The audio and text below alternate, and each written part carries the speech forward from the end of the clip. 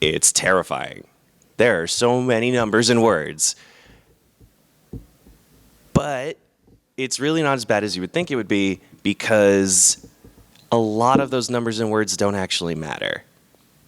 And I feel like a lot of DMs who have done this for at least maybe twice would come to agree with me that a lot of the numbers and words that you see in the books are irrelevant. Because a lot of what you're going to be doing is going to be in the moment. You could prepare for literally anything, but then you wouldn't be able to actually play your game because you'd be too busy preparing. So, I want to sit down. Sitting is for squares, except for the people who are sitting here and watching my panel. You guys are great. So, you and a group of people have decided that you wanted to play a role-playing game of some kind. Let's just assume, for the sake of easiness, it's just going to be Dungeons & Dragons. I'm going to say D&D a lot. I'm going to say 5e a lot. I'm going to say DM a lot.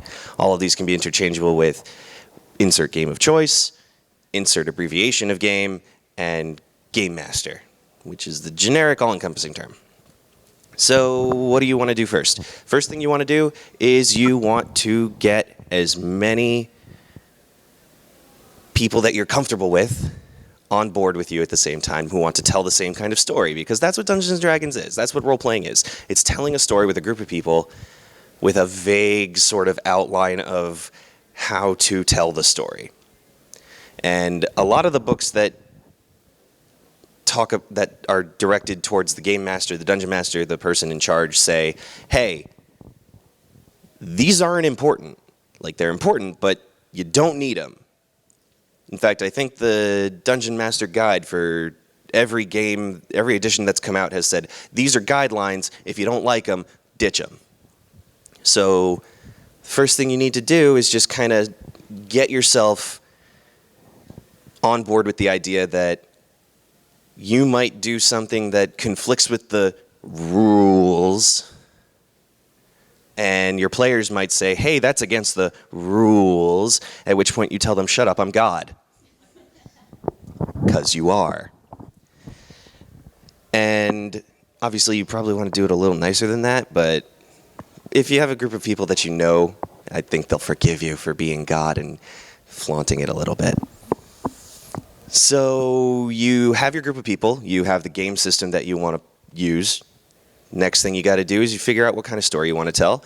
And once you do that, a lot of it is just playing the game in the moment. If you don't have a story that you specifically want to tell, there are so many resources available. Every game system I've ever come across has some kind of published content that is available either for free or for a nominal paywall, and use those. They have all the numbers that you need to worry about. They have everything that you need to pay attention to when you're running your game. Definitely, definitely, definitely do not be afraid to use those, because it's like picking up a video game or reading a book. You've basically said, all right, I want to read, listen to, watch the story that you've told, and I'm totally down with that. That's the same thing for role-playing. Like, you don't have to create everything yourself.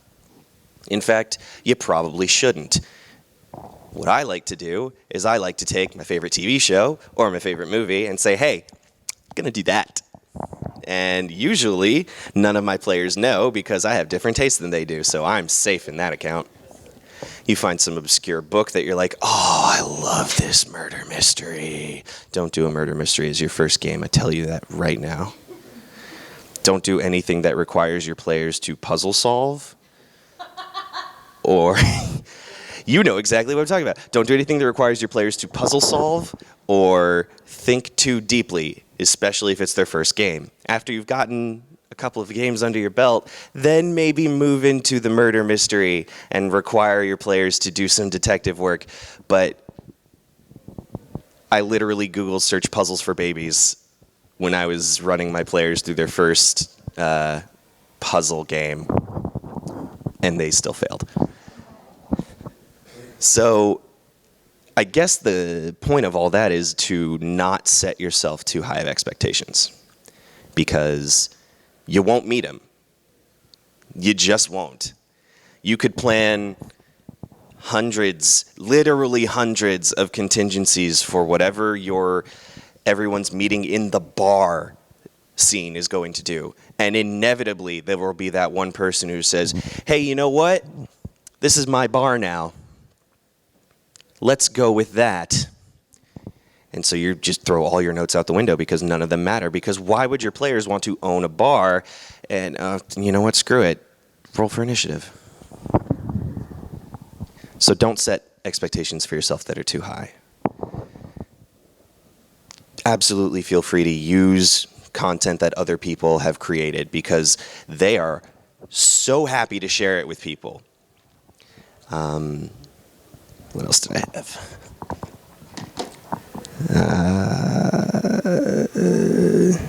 Yeah. Keep an open dialogue with your players. That's super critical and important because if at any time someone's not having a good time, you're doing the game wrong. Now, having a good time might not be the same as having a fun time because everyone has different definitions of fun. Obviously, some people really like fighting things. Some people really like seducing everybody. Some people really like political intrigue. Some people like sitting at home with a book. Those are all different definitions of fun, but all of those are good. Good is obviously just as subjective as fun, but it's a lot easier for everybody to have a good time than it is for everybody to have a fun time. And everybody could have a good time by doing anything. So you could have everybody's sitting in a corner reading a book, or everybody's seducing everyone at the bar, or everybody's killing a king or fighting dragons and monsters, or going on a cruise in the game, or whatever. All of these things are different kinds of fun. They're all good. And as long as everybody in the game agrees that it's a good time, then you're doing it right. But if someone's not having a good time, then you probably need to change what's going on. Either talk to that person in private or have a big group therapy session. We like to use Zone of Truth.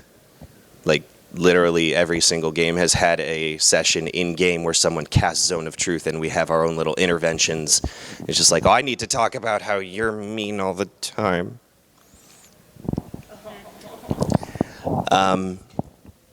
The idea is that you have a safe space for everybody to enjoy themselves in some capacity without shoving somebody off to the side. And it's actually a lot easier than you'd think it would be, because a lot of it is just having an open communication with everybody. You got to make sure that everybody is on board, and if they're not on board, you find out why. Maybe they don't understand what's going on. Maybe they just don't like what's going on. Maybe like there's some deep-seated trauma that you never knew about that everyone's been afraid to talk about because it's deep-seated trauma, and that's not something you just bring up in casual conversation. But the idea is that you present yourself as the person who is guiding. I don't want to say running the game, but you are running the game, but so is everyone else who's playing. They just don't realize it. A lot of dungeon masters, game masters will say, yeah, I just let them do whatever, and I was the rules lawyer. You know, you act as everything in the game that isn't specifically a player. The players are actively influencing the story in the game, so it's a little bit of everybody. You got to make sure that everybody is on board. And a couple of things to avoid when playing your games, which will actually lead pretty well into the panel that I was originally going to do. As a DM, I have run into every single one of these issues, and a lot of times they bring the game to a screeching halt. So I'm just going to go through those really quickly, and then we'll get into the actual panel. So you have your game, and you're running your game, and you really wanted to make sure that people know exactly what's going on, so you start writing down descriptions of everything, and you start preparing character voices and stat blocks and everything. And that's great.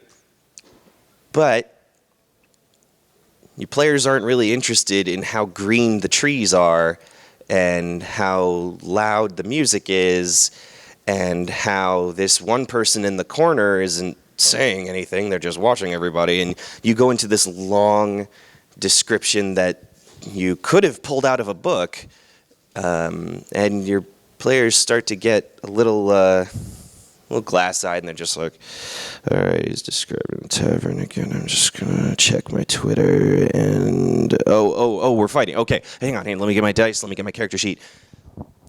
Oversharing is a very common problem in Dungeons and Dragons and role-playing games in general that leads to your players sort of branching off and not paying attention and suddenly whipping back and saying, hey, wait a minute, what did you just say? I need you to repeat that.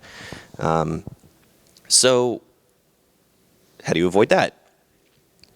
I don't want to say simplify because that's too easy, but you got to simplify a little bit and take out everything that feels unnecessary. Like, try to put everything that you can that is relevant into the first couple of sentences. Imagine that every single scene that you're going to describe to your players is going to be from the player's perspective. So you have to remove yourself from your position in the sky as God and bring yourself down to the player level. And when you step over the threshold, what are the first three things you see? Like, well, there's a big open door that leads into a hallway outside. There are possibly 2 or 3 dozen people who are staring at me expectingly. And there are a number of sound and visual equipment. That's all the players really need to know. If they want to know something more, they will ask you. But if you start oversharing and reading them passages from your novel of a description of the panel room, they're going to lose interest really quickly, and they're going to start doing their own things. They're just going to be flipping through books, scrolling on their phones, talking in amongst each other, and that will lead to a lot of players saying, hey, wait, could you repeat that? Hey, wait, what was that? I need you to say all of that again. And some people are okay with describing things over and over and over again, but in my experience, it becomes really boring really quickly, especially if you have more than 3 or 4 players, because inevitably, everyone's going to want to do something. And, you know, if someone wants to do something and you don't care what they're doing, feel free to stop paying attention, because that's not your problem. But if you are invested in the other players and in the world, then it's a lot easier to get the game going and to keep the game going. Like, getting a game going is not the hard part. The hard part is keeping it moving once you've started. And oversharing is the first problem that I've always run into when playing these games. And the way that I've dealt with that in the past is by sticking to that 3-sentence thing that I did just now when describing the panel room.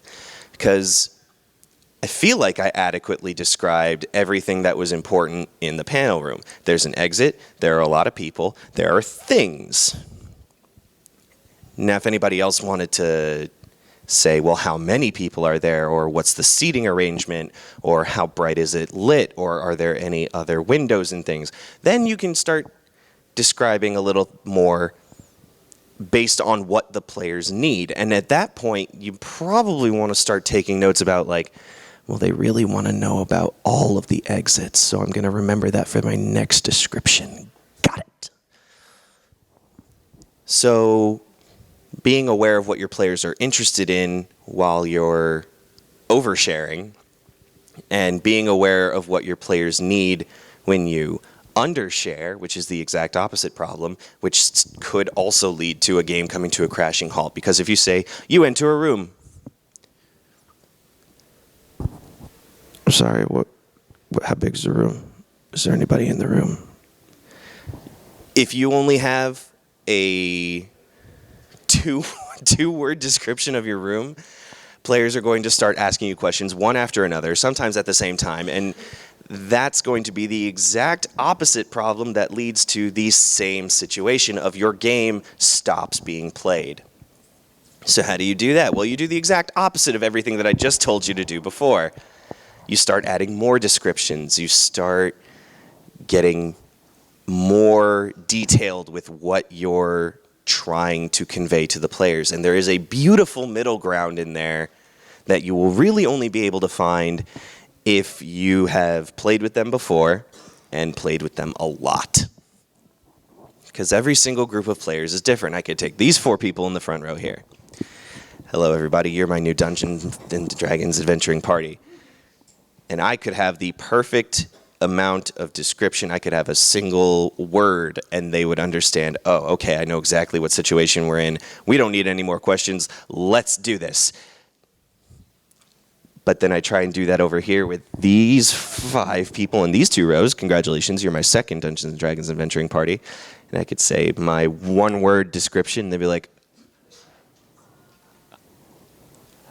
yeah, but like, what about literally anything?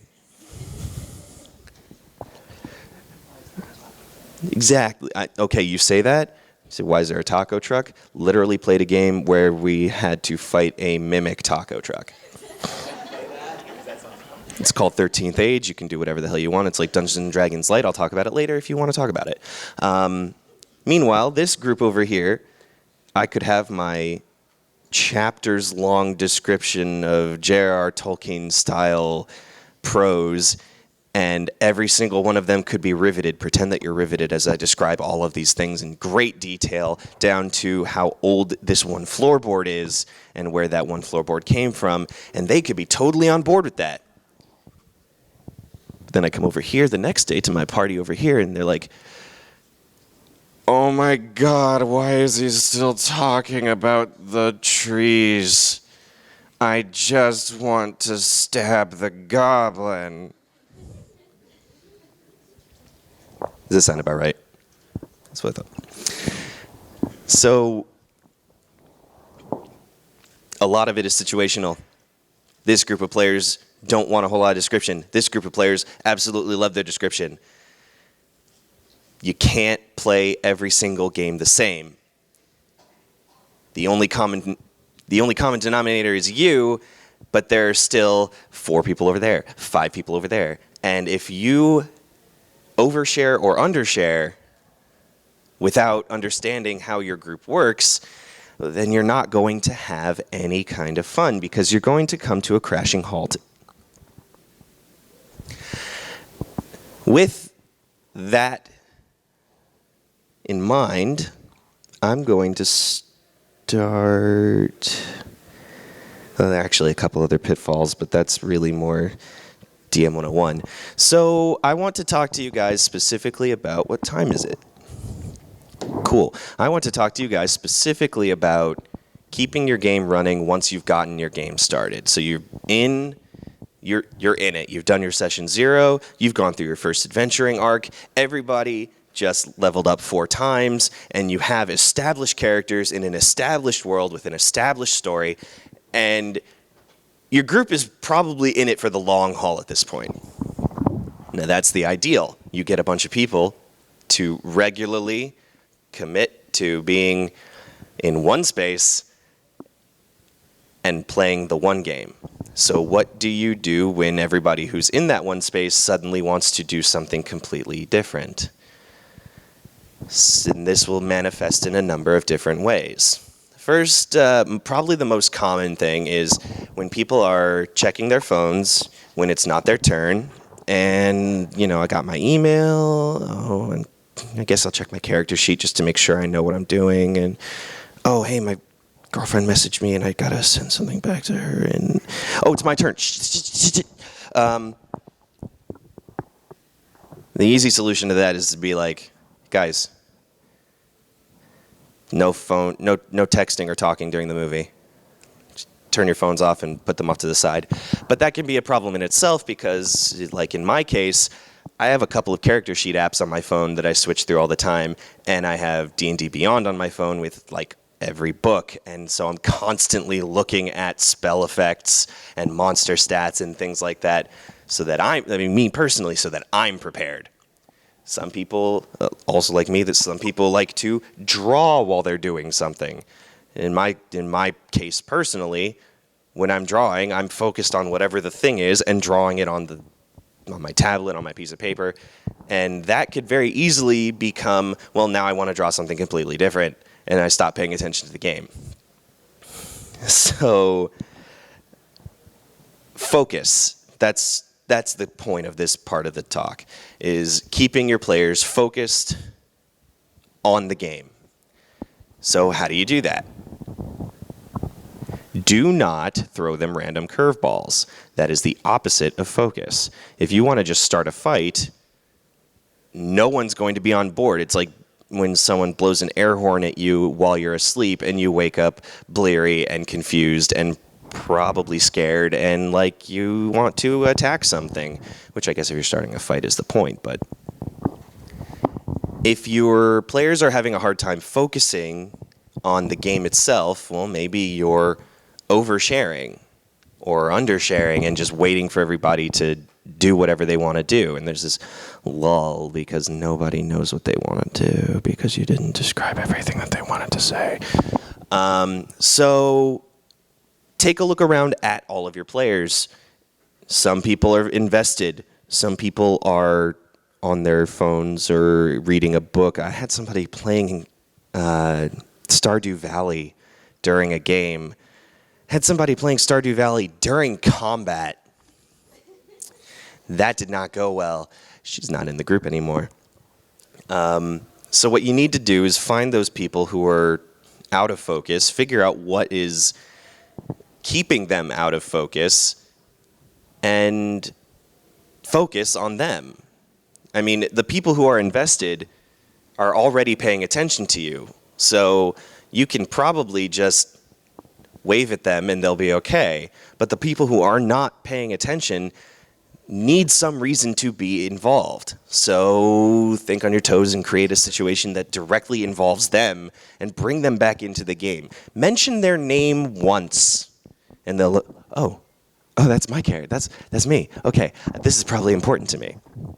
Just something simple like that.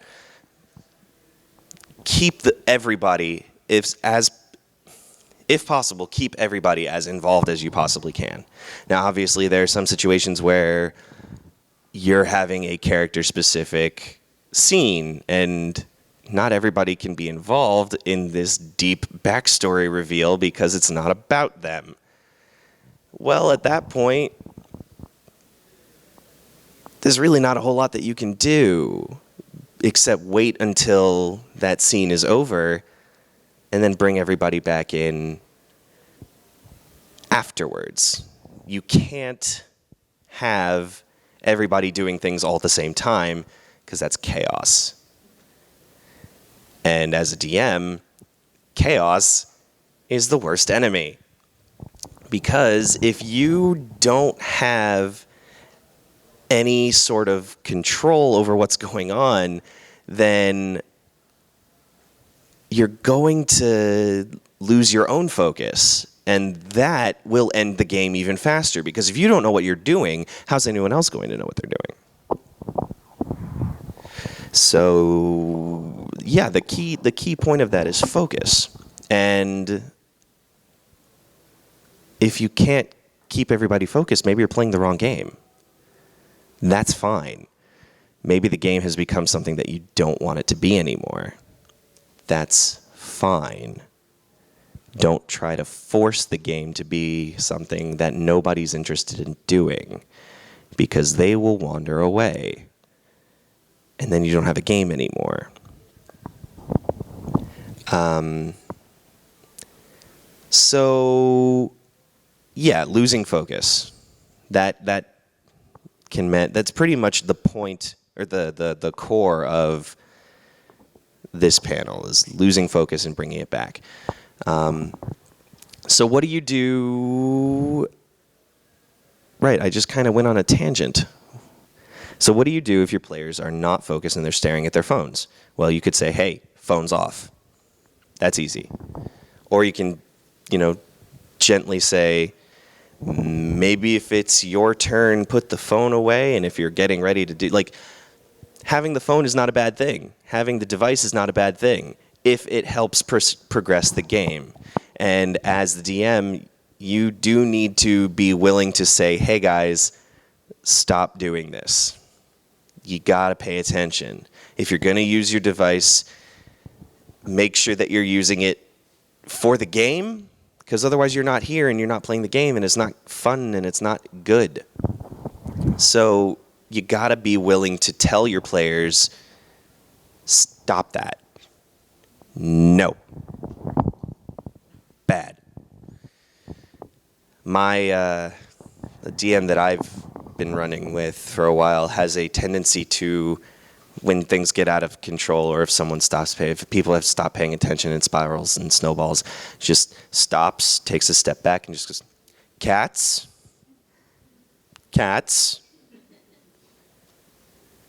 And honestly, that works. Sometimes you have to be willing to stop what you're doing and stop what everybody's doing and get everybody back on the same page. And to do that, honestly, the best way that I've found is to just stop and just go, cats. Because that's really what the players have become at that point, is a group of cats who do whatever the hell they want. And there's really nothing more difficult than trying to get a cat to do what you want it to do. So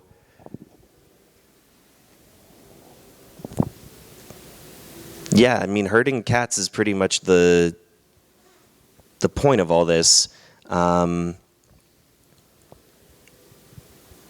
Talked about losing focus, talked about what do you do if a player won't shut up? I'm just, show of hands real quick, how many of you have played with or have been the player who can't stop talking or making jokes or saying whatever thought comes into their head and making everybody pay attention to you because you need the attention? And yeah, okay, cool, it's not just me. To be fair, I called everybody out like this. So there's always going to be a player in your game who wants it to be fun, who can't stop making jokes out of character and getting everybody to pay attention to them while you're trying to run the game. So the easy solution to that is to kick them out of the game, but that's mean, and we don't like that. And it's going to cause a whole lot of player discourse that you just don't want. What you could do instead is give that player some of the attention that they so desperately deserve and crave, and focus on them for a little bit, because that will prevent them from chasing sparkly lights and getting themselves derailed and then derailing everybody else. If you give the player who can't focus on the game and is telling everybody subconsciously that they can't focus on the game something to pay attention to, well, then they're back invested in the game. They're back in character. They're checking all of their information ahead of time to make sure that they're not holding up the game, because suddenly it's important to them. And they'll stop being out of character and crashing your game by saying one specific inside joke that gets everybody laughing for 10 minutes, at which point you have to, cats, please. So if you want to pay attention to one character over another character, do that if it'll help your game progress along. Everybody is a different person and they all have different needs, but the common need of the game is to keep the game going.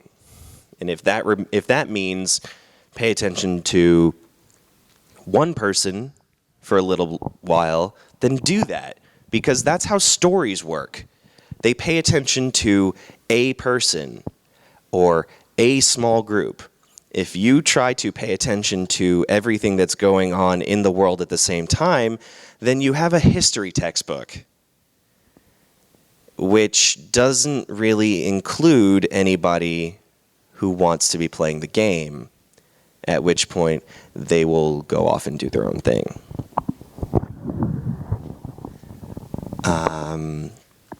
Players who are unprepared for when the situation comes to them. If you're playing with a group of people who have played for a long time, folks who are experienced at various kinds of gaming and who understand how mechanics work and how their characters work, this isn't going to be as much of a problem if someone is unprepared. But if you're playing with new players or someone who has never played a specific class before, or it's a new game that nobody knows and you have to keep checking the rules, if someone's not prepared, you're going to find that your game has come to a screeching halt, and suddenly that guy over there who's making all the jokes isn't paying attention anymore. That person's over on their phone waiting for their turn, and you're scrambling because you don't know all the rules either, and game stopped. Now, obviously, as the person running the game, you should have a vague understanding about how the rules work. That's going to be on you a little bit. But it's also on the players to understand how their own characters work. So if somebody is not paying attention to the game and it comes to them and they're like, well, I don't know what I would do, well, then you need to take a moment and figure out what they'll do. And you need to make sure that the player understands, at least a little bit, how their character works. Now, that might be fixed with everybody just taking a day to go over some of the rules, kind of like a session 0, but for the players instead of the characters, where you go through all the things that you think you're going to run into in a game. Like, okay, how do we do turn order? Well, this one uses playing cards instead of dice initiative. Well, that's interesting. So we need to make sure that we all know about that. Well, how do attacks of opportunity work? There aren't any in this game. Well, that's weird. I've never had to do that before. So every single time somebody's going to leave a combat zone, there's going to inevitably, do I get an attack of opportunity? No, this is a game about an election. You punch the other guy, you get sent to jail. We went over that already. You should have been paying attention. So under preparation by players can easily be avoided by just taking the time to prepare ahead of time. It's the obvious answer, but at the same time, a lot of people don't think about the obvious answer because it's just that obvious. So talk with your players and tell them, like, hey guys, we've never done this before. We should probably sit down and talk about how the game works and what to do in certain situations.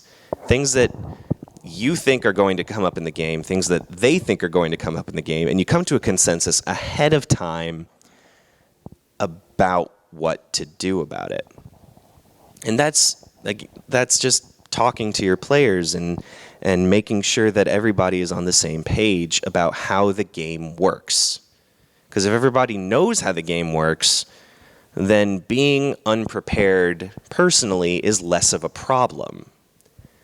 Because if it comes to their turn and they weren't paying attention because the food is so good, and hey, pay attention. Like, I'm going to do this action which requires these dice, and sure, they'll fumble around for a second because they weren't expecting that it was their turn, even though that's how initiative works. And because they understand how the game works, being unprepared is not nearly as big of a problem because they were a little bit prepared at the start. And you understand, okay, on my turn, I have these actions that I can do.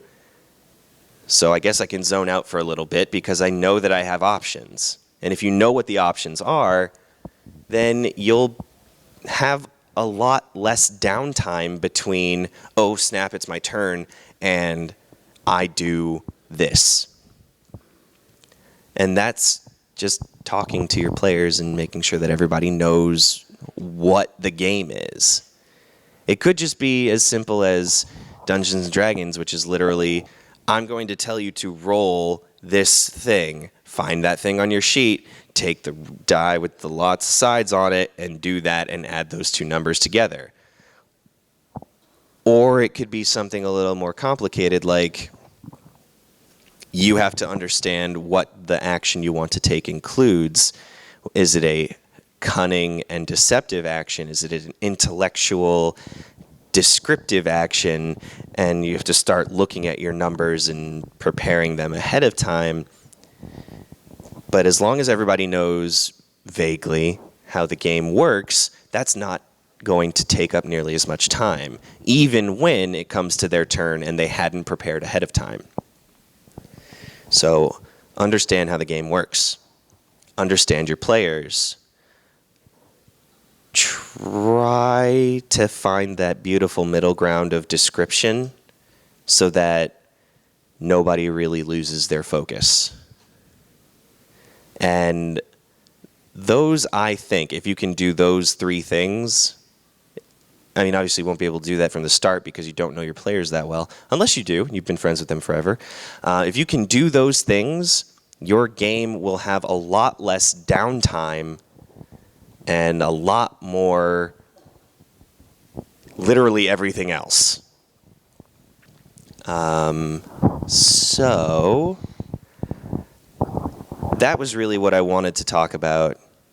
At this point, if anyone has any questions, like game-specific questions that they've run into and situations that they want advice on, I will be happy to do that. And I've already got somebody who has a question. What's up? Role-play stalling. A person in character who just takes over and just runs the whole show, and you can tell that they are losing the other players. How do you correctly get them back on track without stopping the role play and interrupting what they're trying to accomplish in the scene? How do you stop the thespian from their extensive monologuing and keeping everybody invested in the game that you're doing without being a dick? So if you have one player who's really, really, really heavily into their character's dramatic, sad backstory or their personal plot to the detriment of everybody else at the table, then you're going to want to talk to that player specifically about what they want to be doing. And you can either tell them, hey, you're taking up all the screen time. We're either going to focus on you exclusively and then never talk about you again, or we'll take your ideas and we'll start breaking them up and using them as story beats for the other players, because it's all about having everybody included. And pretty much any story will have opportunities for other people to be involved. And that is your job as a DM, to make sure that everybody's involved. So that would require you and that player having an understanding about what their goal is, how to achieve that goal, and then you as the DM saying, all right, here's how this is going to work. We're going to give you some steps that will eventually come to in the game, but you can't do everything all at once, because otherwise you're just going to be done, and then what else do you have with the rest of the game? Everybody else is interested in what's going on, but you've completed your goal. So what you do is you set them their goal, and you tell them, I can't spoil anything for you, but give this person an opportunity to stand up and talk about the political intrigue, or give this person an opportunity to find their magical heirloom sword, because it will inevitably weave back into your story. And you gotta I mean, in this situation, I would probably pull that player aside and not make a big deal in front of the group and be like, dude, stop. It's not all about you. And if you're friends with that person, they probably might not even realize that they're doing it, but it's just a matter of bringing it to their attention and making sure that they understand that they're not the only person in the game. And yeah, there's obviously delicate ways to do that, but sometimes someone just needs to be aware of the fact that they're taking over the game. And more often than not, that's a situation that I've run into, is that someone doesn't realize that they're taking over the game because some of the other players are like, well, I don't really want to make waves, or this is clearly something that's going on, so I'll let them finish, and then it never finishes. And yeah, I mean, it might just be that one player not realizing that they're taking over. And that's just a discussion between you and that player. I hope that helps. What about you over there? Characters who are murder hobos. The core of every Dungeons and Dragons game. But for real, characters who don't have any morals probably don't belong in your game.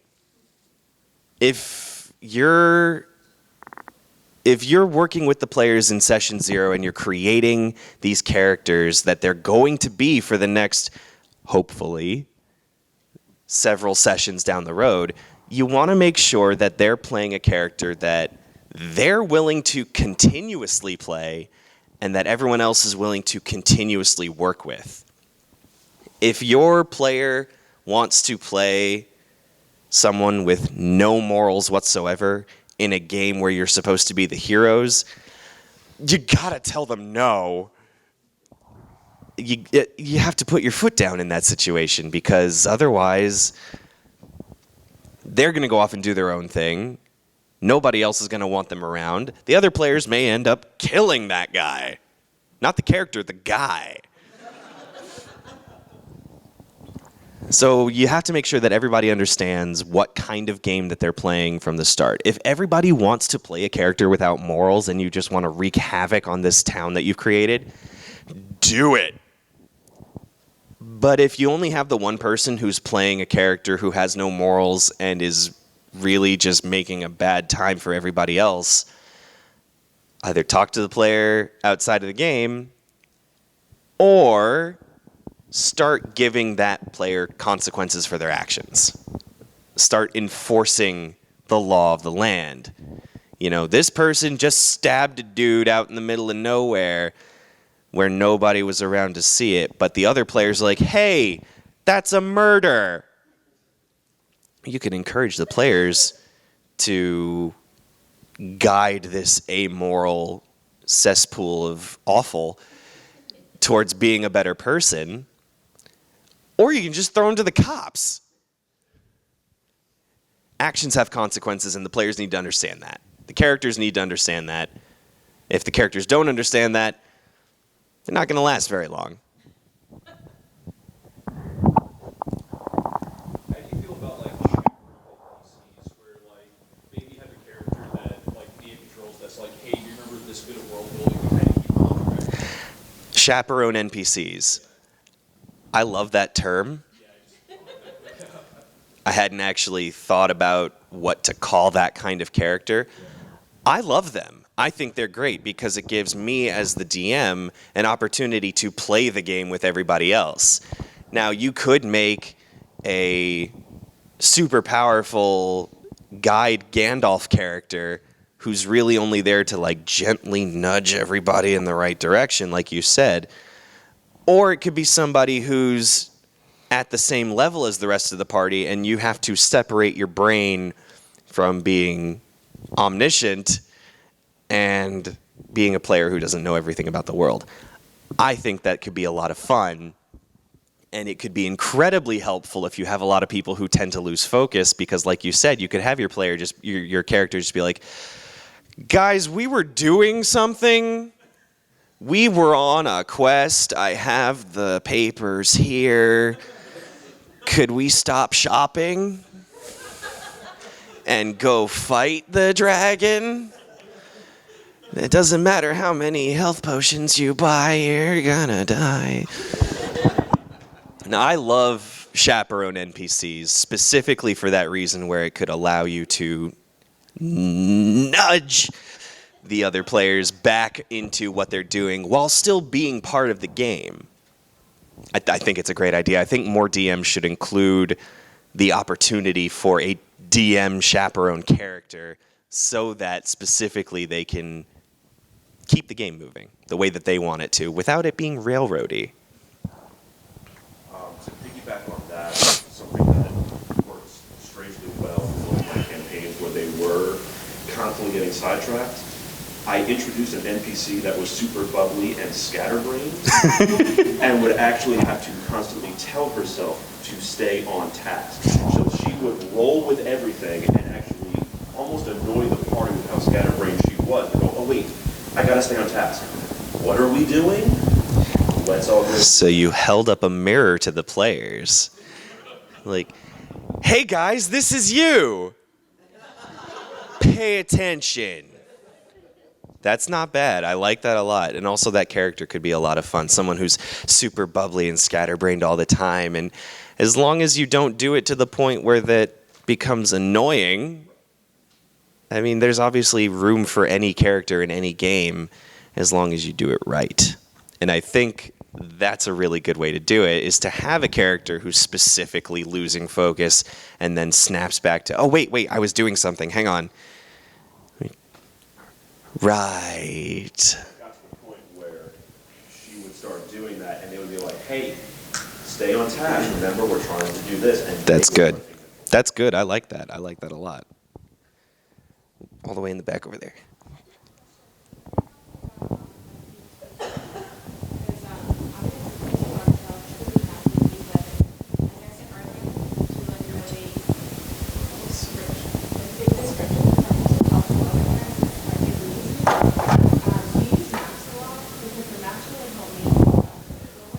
Absolutely.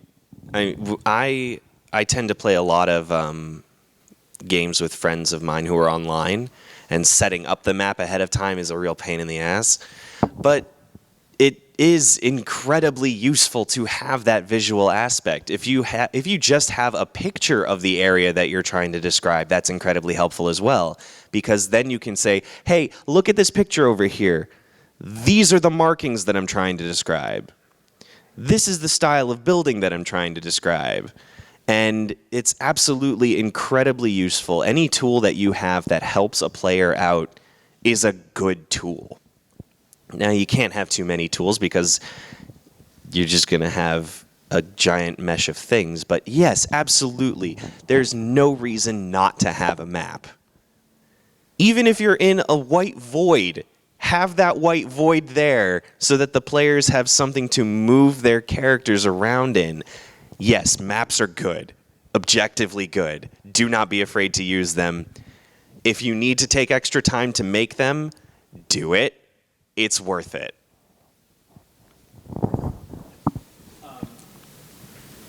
Do you have any recommendations for using like pre-built characters for new or inexperienced players, or like building those pre-built characters so that they don't have to make a ton of decisions right off the bat? Pre-constructed characters for new players. Yes, that is a super, super handy idea. What I would recommend in that situation is using D&D as the example. You have the character's class and you have the character's race, and you filled out all of the things that would normally be filled out at level whatever, and you print all that out and you just say, hey, put your name there. That's your new character. I've run a lot of one-shot campaign or one-shot games for new players, where having all of that information taken care of ahead of time and removing the crippling anxiety that comes with making choices before the game starts is incredibly useful for new players, because it gives them an opportunity to understand more about the game itself and how the game works.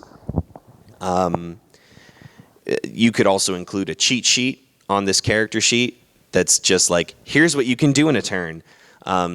D&D Beyond has actually started doing that, where they have a tab that tells you what are the actions that you can take.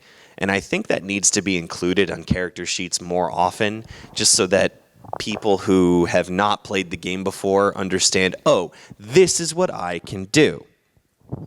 So pre-constructed characters allow you to start pickup games and one-off games a lot faster, and I would recommend using them for people who have never played the game before but want to try it out. I would not recommend using them for big campaigns that you want to run with your own content, because sometimes it's just not going to work. The most generic character, class, combination, whatever, might not fit into the world, and you need to have something a little bit more specific. But if you're going to run a game for new players who have never done it before, it's a super good tool to have. There are tons of pre-generated characters out there, both officially licensed published material, and you can just look up, hey, what's a good fighter build?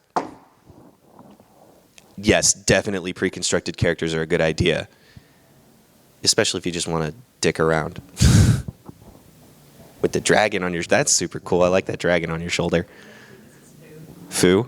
I love it. What do you do as a DM or as a fellow player when you have a party member or player that continually seems to be lost in thought, and when it comes to a decision that needs to be made, and in particular they've had a very vital part in the party and in the story recently, that they just freeze up and you have this immense lull in the play that causes the game to once again come to a screeching halt? How can you as a DM or as a player aid them or encourage them to try and pay more attention? Your player isn't focusing, and suddenly there's an important decision that needs to be made, and they freeze because they haven't been paying attention. They don't have all the information because they weren't listening, or they just can't make decisions that fast. When you find yourself in a situation where somebody can't make a decision, feel free to pause the game, because the player has a different different frame of mind than the character would, and being able to translate that in real time is often really hard. You find that actors make it look easy. People who have been doing this for years and years and years make it look really easy. It's still incredibly hard to separate yourself from the character, which is why a lot of characters will bear striking resemblance to the players who play them. If your player is not paying attention, well, then there's got to be consequences for that.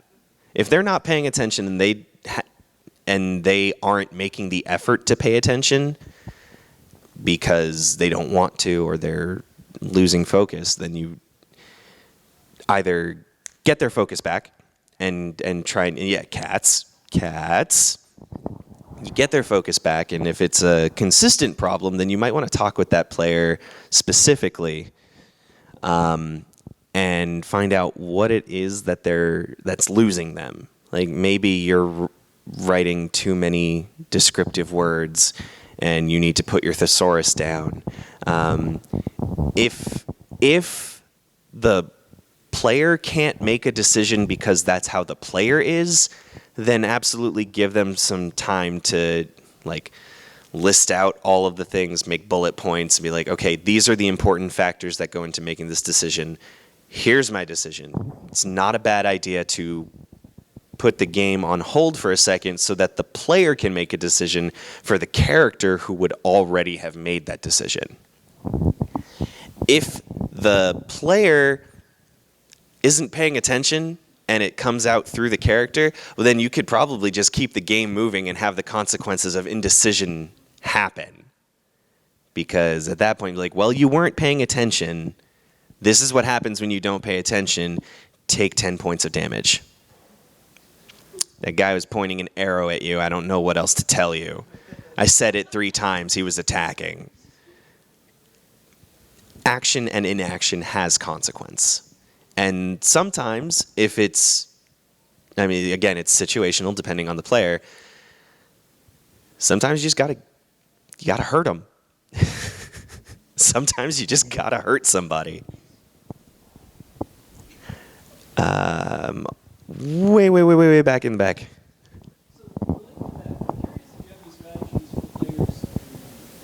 Especially common among people that haven't played much before, any role-playing games. It's not that they don't know the rules what they can do, it's that they sort of don't have a sense that they are a more active participant in a video game. Right. So, new players often don't realize that they can do anything. And they're like, well, I don't have an option here to choose from, so what do I do? At that point, you need to firmly remind the players that this game is supposed to, in some ways, be representative of how a real world works. I could take my phone, throw it at that guy's head right there. That's something that I can just do. I shouldn't. I like my phone, and he's probably a nice guy. But sometimes you just got to constantly remind them, like, hey, what do you do? I don't know. What can I do? Literally anything. And be willing to tell the player who asks, can I throw my phone at the guy in the front row? Yeah, you can do that.